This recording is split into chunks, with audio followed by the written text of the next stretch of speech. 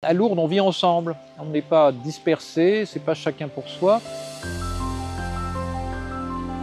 Nous venons de vivre un temps fort de pèlerinage diocésain. Nous étions invités à vivre ce temps de pèlerinage autour du thème « Venez ici en procession ». Dans le patois de Lourdes, le mot « procession » signifie pèlerinage. Bien, la procession, ça nous donne l'idée d'un groupe plus ou moins important, mais qui avance en tout cas dans la même direction. Être en procession, c'est être ensemble et aller de l'avant. Un pèlerinage, d'une certaine façon, c'est une procession. Tout au long des 6 jours que nous avons vécus ensemble, nous nous sommes déplacés dans des processions. Alors procession pour aller à l'Eucharistie, procession mariale le soir, procession pour nos déplacements ordinaires. Bref, à Lourdes, on vit ensemble. On n'est pas dispersés, c'est pas chacun pour soi.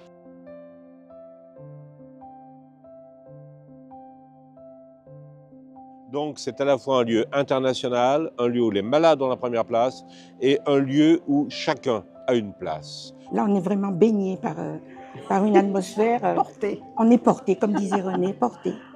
En plus, pris en charge par des gens merveilleux que sont les hospitaliers.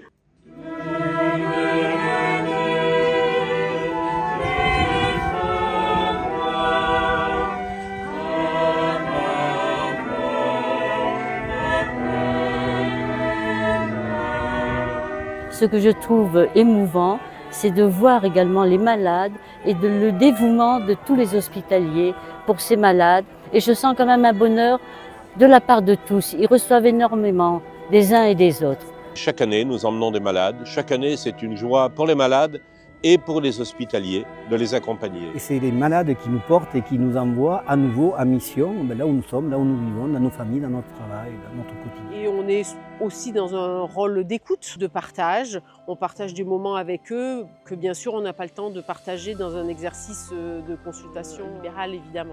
On est en famille, on est bien, on discute. Et puis c'est marrant parce qu'on ne se connaît pas, mais on fait connaissance très vite. C'est la grâce de Dieu. Alors évidemment, il y a toujours des temps plus ou moins forts dans un pèlerinage, mais je pense que le moment où nous faisons tous ensemble le corps, où tous les pèlerins qui viennent par toutes sortes de chemins se retrouvent dans une première célébration, c'est toujours émouvant. C'est là que nous faisons vraiment peuple, nous faisons vraiment corps. Un moment de recueillement, c'est convivial, c'est tout à la fois.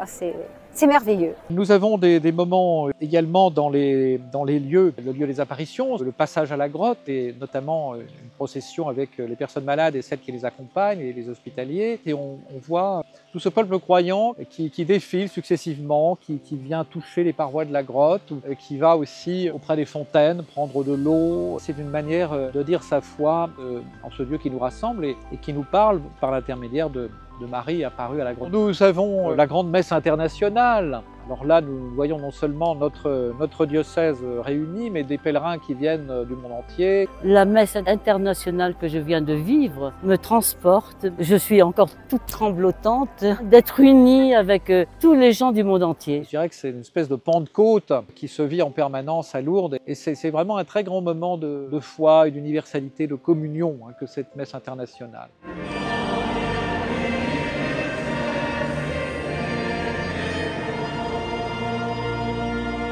Nous avons alors des moments peut-être plus recueillis. Je pense à la célébration de l'onction des malades, célébration où les personnes malades qui le veulent peuvent recevoir ce sacrement qui leur donne la force dans l'épreuve. C'est un moment où s'exprime la grande confiance de ceux qui le reçoivent, bien sûr, mais aussi la communion, l'entraide, le soutien dans la prière de tous ceux qui les entourent. Nous achevons en général cette célébration en portant solennellement tous ensemble, en procession encore une fois, un cierge particulièrement important qui va brûler pendant des jours. En fin de pèlerinage, on rassemble un peu toutes les intentions de prière. On a eu 1700 intentions de prière cette année qui ont été collectées un peu dans toutes les paroisses. On ne peut pas toutes les dire évidemment, mais on peut au moins toutes les porter et s'associer à la prière de ceux qui les ont proposées. Si nous sommes en pèlerinage, c'est pour mieux vivre une marche chez nous avec le Christ, une marche en frères, une marche en disciples, une marche en Église.